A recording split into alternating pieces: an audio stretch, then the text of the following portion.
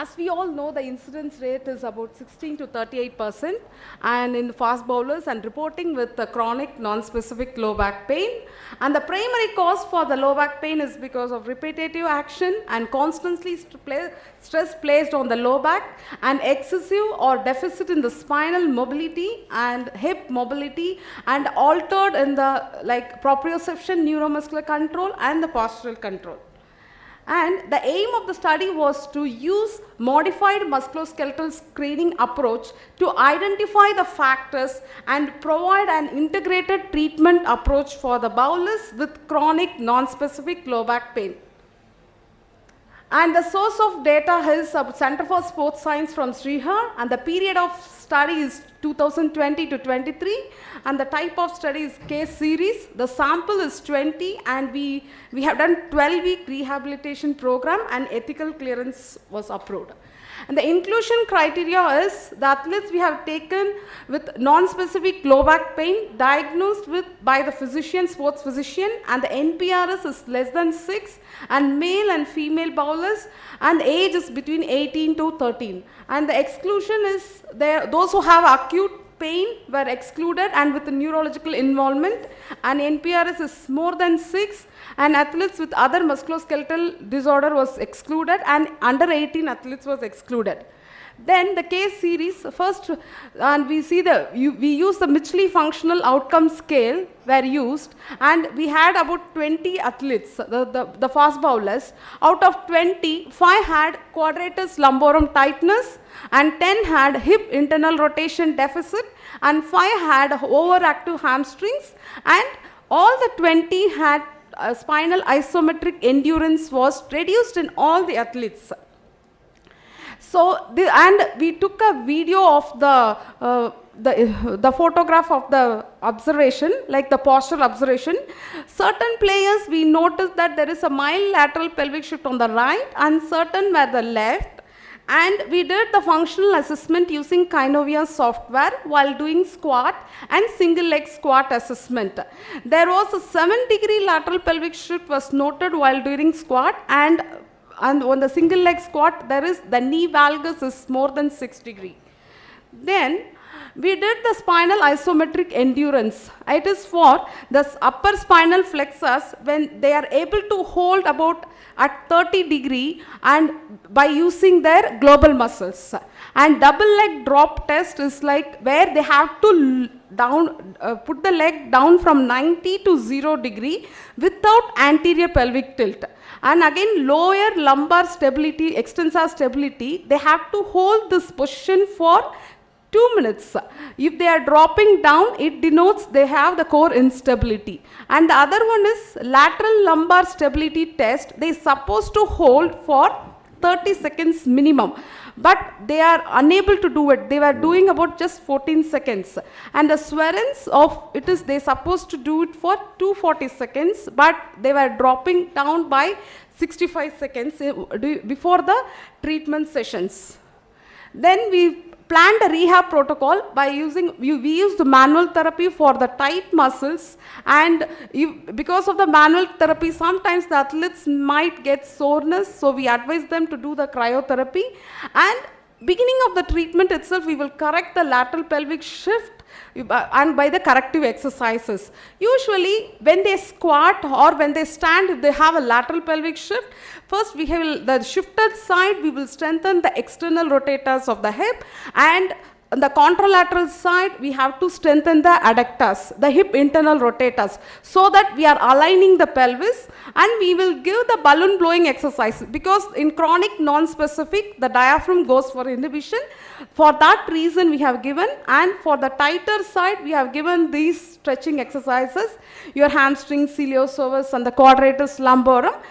Once we correct the lateral pelvic shift, we have to do the bilateral adductor isometrics so that the alignment will be maintained. And we have to start with spinal mobilization exercises and hip mobility. Usually in this case, we noted many athletes were having hip internal rotation deficit, so we were giving the reverse clamshell exercise. Then these are the exercises we gave for the quadratus lumborum stretch and the bear crawl exercise for the transverse abdominis, and for sitting on the Swiss ball, lifting one leg with eyes closed is proprioceptive neuromuscular training, which will activate the multifidus and the transverse abdominis. In the second phase of rehab, again we progress the previous exercises, and slowly we added up the thoracic mobility exercises too. These are the exercises we gave for thoracic mobility, and we added the side plank with adductor. No, most of the time our athletes, I see that they don't do the side plank with adductor strengthening with low back pain. So I added this exercise in my protocol. And as we all know, dead bug and hips hand, this exercise will strengthen the deep glute muscles where the external rotators. And again, once we strengthen the forward flexion and the extension, we have to start strengthening the rotation also. Directly we cannot go with the medicine ball throw and all. So we started with the resistance band training for rotation, then we gradually progressed to medicine ball throwing exercises, and these are the exercises we gave. And once we trained the athletes in the flat surface for the squat and the lunges and everything, we put them on the Bosu ball, because the athletes were able to maintain the pelvic alignment in the flat surface, in the even surface, but they are unable to do it on the uneven surface. So we retrained the gluteus medius and minimus to control the knee valgus. And these are the exercises we gave, like sitting on the ball without support, and side plank and plank on the Swiss ball. Then we gave pike exercise, and at the end of the second phase, we slowly started with sport-specific training. And in the return to sports phase, we discussed with the SNC and the cricket coach regarding how much you can load the athlete. So once we start with return to sport training, we inform the SNC and the cricket coach to load them initially for 40% of their max, then slowly 60, then 80 and 100. That's how we progressed.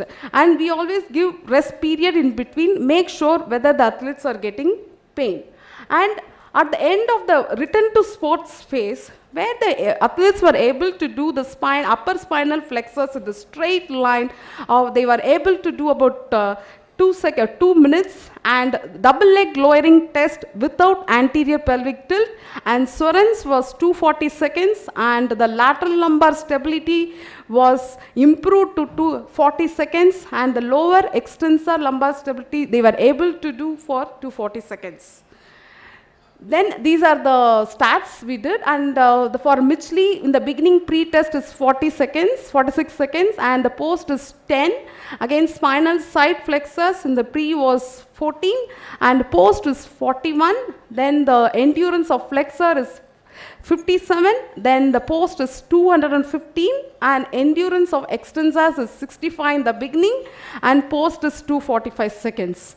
This is the graph I have. In the conclusion, the modified musculoskeletal screening and 12 weeks progressive integrated rehab effective in managing the chronic non-specific low back pain in fast bowlers, and the bowlers were able to return to sport without recurrence, and we followed the bowlers for 1 year, and this approach helped us to formulate the rehab protocol bowlers with chronic non-specific low back pain. In my rehabilitation, we have given more importance for inner range mobility exercises. Basically, see, as we all know, the athletes were very good in outer range and the middle range, but when you take the inner range, they are little bit lacking. Though they are doing lot of flexibility and mobility, they just quickly do the warm-up session. They doesn't give so much of time for the inner range mobility. So in my dissertation work, like I want to give more importance for inner range mobility, so that we can avoid the injuries and reduce the risk factors of low back injuries.